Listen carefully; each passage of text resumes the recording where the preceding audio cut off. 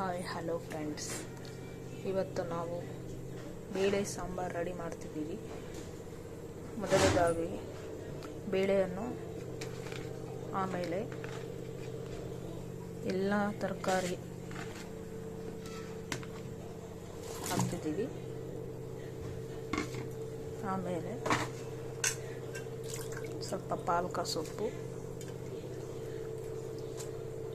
ಎಲ್ಲ ತರಕಾರಿಗಳನ್ನು ನೀವು ಏನು ಇಷ್ಟಪಡ್ತೀರಿ ಆ ತರಕಾರಿಗಳನ್ನು ಬೇಳೆನಲ್ಲಿ ಹಾಕಬೇಕು. ಸ್ವಲ್ಪ ಕೊತ್ತಂಬರಿ ಸೊಪ್ಪು, ಆಮೇಲೆ ಸ್ವಲ್ಪ ಅರಿಶಿಣ, ರುಚಿಗೆ ತಕ್ಕಷ್ಟು ಉಪ್ಪು, ಸ್ವಲ್ಪ ಬೆಳ್ಳುಳ್ಳಿ,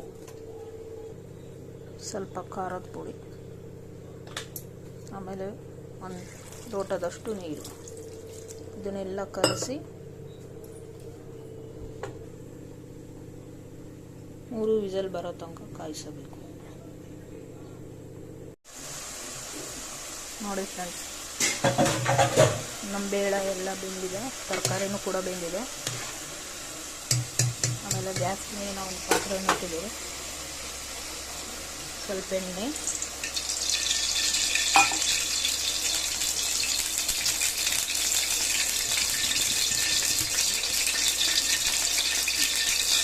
ಗ್ಯಾಸ್ ಸ್ವಲ್ಪ ಕಮ್ಮಿ ಇಡಬೇಕು. ಸ್ವಲ್ಪ ಸಾಸಿವೆ,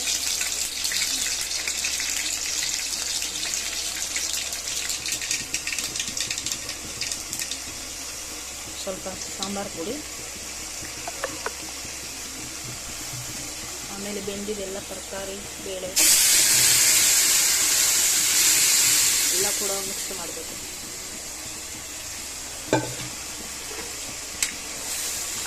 ಮುಂಚೆ ನಾವು ಉಪ್ಪು ಖಾರ ಪುಡಿ ಎಲ್ಲ ಹಾಕಿದ್ದೀವಿ. ರುಚಿಗೆ ತಕ್ಕಷ್ಟು ಉಪ್ಪು ಬೇಕಾದ್ರೆ ಮತ್ತೆ ನೀವು ಹಾಕಿ ಸೇರಿಸ್ಬೋದು.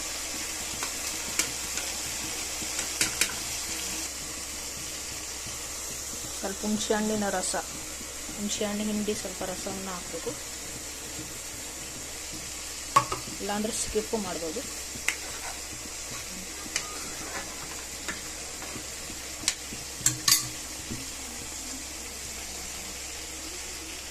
ನೋಡಿ ಫ್ರೆಂಡ್ಸ್,